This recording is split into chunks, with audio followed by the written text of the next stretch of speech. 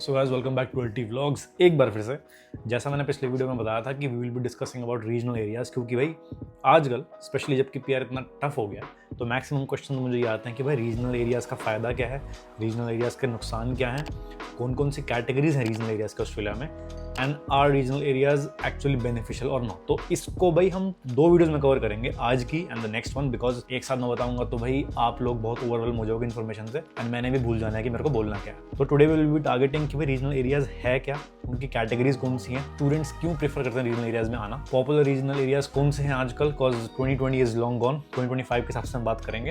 And ultimately the next video will be covering कि pros and cons क्या क्या है, एंड अल्टीमेटली ओवरऑल इस वीडियो में भी बताएंगे कि भाई पीआर में आपको एक्चुअली बेनिफिट है या नहीं। तो भाई सबसे पहले हम बात करते हैं जो कि एक काफ़ी बड़ा मिसकंसेप्शन है कि what are regional areas in Australia. तो भाई अगर आप इमेजिन करो तो डोंट थिंक कि भाई रीजनल एरियाज भाई बिल्कुल गांव जैसा एरिया हो।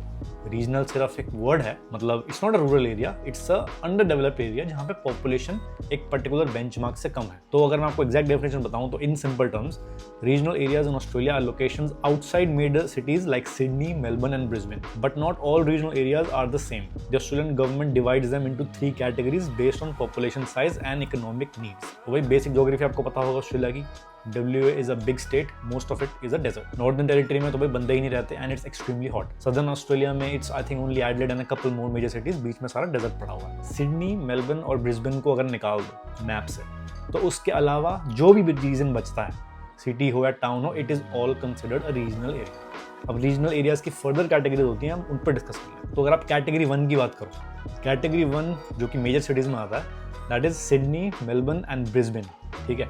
ये 3 रीजनल कंसिडर होती ही नहीं, क्योंकि एक्चुअली अगर आप DHA की वेबसाइट पर जाओगे और आपको फर्दर डिटेल चाहिए इस पर तो एक लिस्ट ऑफ पोस्ट कोड्स मिलेगी आपको। तो अगर आप कंफ्यूज हो कि भाई मेरा जो एरिया है जहाँ मैं प्लान कर रहा हूँ जाने का या जहाँ मैं रह रहा हूँ, is it considered a designated regional area, yes और नो, आप एग्जैक्टली अपना पोस्ट कोड डाल सकते हो और पोस्ट कोड के बेस पर सर्च कर सकते हो कि वो रीजनल एरिया में कंसिडर होता है या नहीं।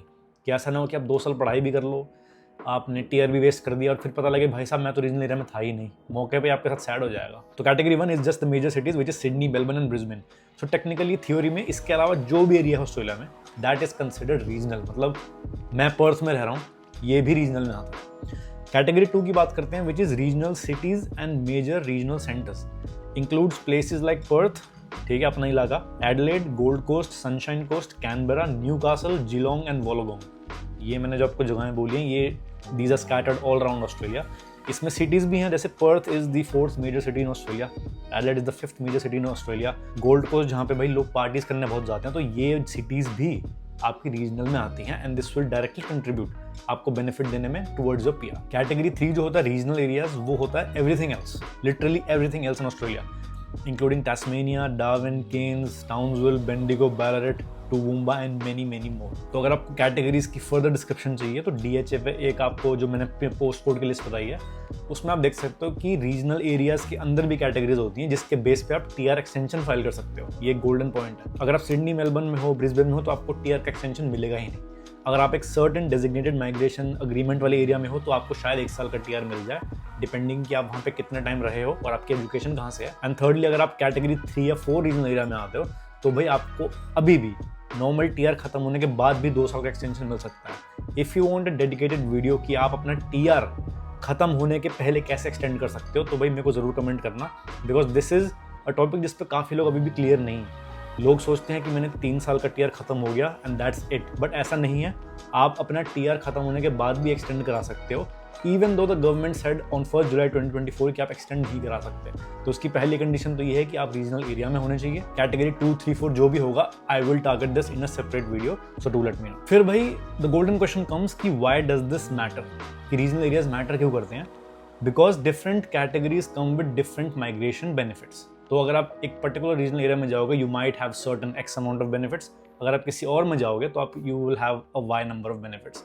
तो थर्ड जो क्वेश्चन आता है हमारा, why do students choose regional areas, ठीक है। ये एक ट्रेंड चालू हो गया एक्चुअली। देखो मैं जब आया था हमारा टारगेट तो था ही पर्थ जाने का, not from a peer perspective, क्योंकि मेरे को जो कोर्स चाहिए था वो मुझे एग्जैक्ट कोर्स ब्रिस्बेन में भी मिल रहा था, RMIT मेलबर्न में भी मिल रहा था, but that was of a duration of 1.5 years।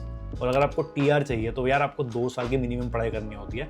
That was my only reason why I chose Perth. ये जो बाद में बेनिफिट्स मिले हैं ना हमें रीजनल एरियाज के, ये तो हमें यहाँ आने के बाद पता लगा है कि चल भाई ये डिसीजन तुमने लेना ही था, इस पे 5-6 मेरा और फालतू मिल गए। The first advantage is extra PR points. Maximum लोग जब PR अप्लाई करते हैं आइदर दे गो फॉर 189, 190 और 491 मेजर केसेस में। तो अगर आप इन तीनों में से कोई भी PR अप्लाई करते हो and you have been studying in a regional area and you have been living in a regional area for over 2 years, ठीक है, तो studying in a regional area gives you extra points for permanent residency. Maximum points आपको मिलेंगे अगर आप 491 apply करते हो, I think you get 10 extra points. अगर आप 190 अप्लाई करते हो यू गेट 5 एक्स्ट्रा पॉइंट्स। 189 अगर आप अप्लाई करते हो then you actually don't get any points. इस पे भी अगर आपको कोई भी क्वेश्चन हो तो कमेंट में डाल देना, बिकॉज वरना हम वीडियो से भटक जाएंगे। Second advantage is post study work visa benefits. You can get extended post-study work visa up to 4 to 6 years in some cases। ये जो मैं आपको प्रीवियस पॉइंट बता रहा था कि ठीक है भाई, गवर्नमेंट ने अनाउंस किया कि आप 1 जुलाई 2024 के बाद अपना TR एक्सटेंड नहीं करा सकते, बट उस पर एक बहुत बड़ा एस्टेरिस्क सा बना हुआ है, दैट इज कि अगर आप रीजनल एरिया में हो तो आज की डेट में भी आप 1 साल फालतू ले सकते हो, और अगर आप category 3 and below regional area में तो आप अभी भी 2 साल का एक्स्ट्रा TR का एक्सटेंशन ले सकते हो on the top of your 3 years। तो मिनिमम 4 साल तो आपको मिलेंगे अगर आप एक रीजनल एरिया में हो, एंड अगर आप कैटेगरी 3 एंड बिलो हो तो भाई आपको ऑलमोस्ट 5 साल का TR मिल जाएगा, प्लस 2 साल आपके पढ़ाई के, तो 7 साल तो भाई आपके यही हो। थर्ड एडवांटेज जिसकी वजह से स्टूडेंट्स रीजनल एरिया चूज करते हैं that is lower cost of living. ये तो भाई मैं अपने दिल पे हाथ रख के बोल सकता हूँ कि भाई genuinely Perth is still a major city in Australia. यहाँ पे भी अगर आप प्राइसेस कंपेयर करो सिडनी में, क्योंकि मैं तो रिसेंटली होके आया था भाई, मतलब काफ़ी फर्क है। It's not just a minor difference, it's a major difference. Housing, food and transportation are generally cheaper in regional areas than you will find on Sydney, Melbourne और ब्रिस्बेन। और भाई ये फैक्ट है, अगर आप इनकी ऑनलाइन भी प्राइस चेक कर सकते हो, आप ग्रोसरी के चेक कर सकते हो, पब्लिक ट्रांसपोर्ट के चेक कर सकते हो, टैक्सी के चेक कर सकते हो, everything would be highly inflated in Sydney और मेलबर्न। अब ये एक लिस्ट है जो मैंने बनाई थी, list of popular regional areas for students in Australia, ठीक है। सबसे पहले अगर मेरे को किसी को प्रेफरेंस देनी हो दैट विल बी एडिलेड, ठीक है। एडिलेड में भी अगर आप यूनिवर्सिटी ऑफ एडिलेड या फिर फ्लिंडर्स यूनिवर्सिटी में जाते हो, these 2 are the most famous university जहाँ पे स्टूडेंट्स जाना प्रेफर करते हैं। सेकंड पे भाई पर्थ आता है अपना, Curtin university, UWA and ECU, these are the 3 most famous. Murdoch भी है, बट मर्डॉक में I think the amount of courses are actually fewer then these 3, and उसमें फैकल्टी का भाई बहुत कोई तोपची रिव्यू नहीं आता, दैट्स व्हाई मैंने उसको अपनी लिस्ट में एक्सक्लूड किया हुआ है। Third is Gold Coast, Griffith university and Bond university, 2 वहाँ की फेमस यूनिवर्सिटीज़ हैं जिसमें आपको मेजरली सारे ही कोर्सेज मिल जाएंगे जो you can find in Melbourne and Sydney as well. तो रादर देन आप मेलबर्न से नहीं जाओ, टारगेट गोल्ड कोस्ट और even Hobart, university of Tasmania, क्योंकि इन सब का जो infrastructure education that is same throughout the country. Regional area में आपके पास बेनिफिट्स मिल रहे हैं तो नेचुरली इट्स नो ब्रेनर कि यार उस जगह पर जाओ जहाँ पे आपको कोर्स भी सेम मिल रहा हो और बेनिफिट भी ज़्यादा मिल रहा है। People also prefer Cairns, James Cook University is very famous one from there, then Bendigo and Ballarat, ये दोनों भी विक्टोरिया में आते हैं। Federation University is one of the top universities from that regional area. इसमें फ़ायदा क्या है कि you are relatively close to Melbourne and at the same time आप रीजनल में भी आते हो, तो भाई सोने पे सुहागा वाली बात है। आप विक्टोरिया के मज़े भी ले रहे हो, वीकेंड पे मेलबर्न घूमने भी चले गए, साथ में रीजनल एरियाज के अपने पॉइंट्स भी ले लिए। These places offer high quality education, as I said, all across the country.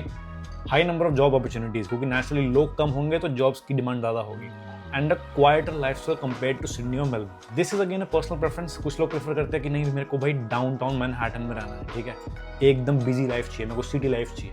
कुछ लोग होंगे जो लॉन्ग आइलैंड के बिल्कुल ईस्ट कोस्ट पर रह रहे होंगे because they like really quite lifestyle. So this is again to personal preference, but अगर हाँ आपको ये सारे फैक्टर्स पसंद आते हैं and you want a quiet lifestyle, then of course regional areas is absolutely for you. तो I hope इससे आपको regional areas के बारे में information मिली हो, क्योंकि रीजनल इज नॉट जस्ट कि भाई आपने एक रीजनल बोल दिया तो भाई वो एकदम गांव में होगा, सड़कें नहीं बनी होंगी, बिजली नहीं होगा, it's nothing like that. It's just a term used by the student government to say कि यार यहाँ पे लोग कम है, यहाँ पे इकोनॉमिक नीड्स ज़्यादा है, यहाँ पे जॉब्स की नीड ज़्यादा है and the population is fairly low.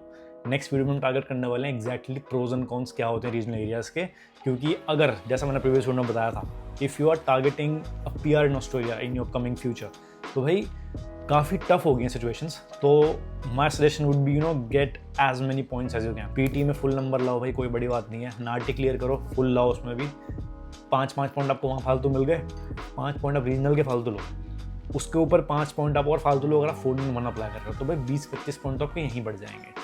And आजकल भाई जो ट्रेंड है 95 पॉइंट्स पे भी 70% चांसेस है कि आपको इनवाइट 1 साल के बाद ही आएगा, विच इज़ रियली टफ, क्योंकि भाई एज अ स्टूडेंट अगर आपके पास वर्क एक्सपीरियंस नहीं है relative work experience for over 3 years, तो मैथमेटिकली आप 95 से ऊपर अपना स्कोर कर ही नहीं सकते पॉइंट्स में. The maximum you can go is 95. अगर आपकी किस्मत अच्छी है and you find a job in Australia अपनी ही फील्ड में, then you can extend that to 100. तो 100 पर तो भाई it's there is a good chance आपका पीआर हो जाएगा.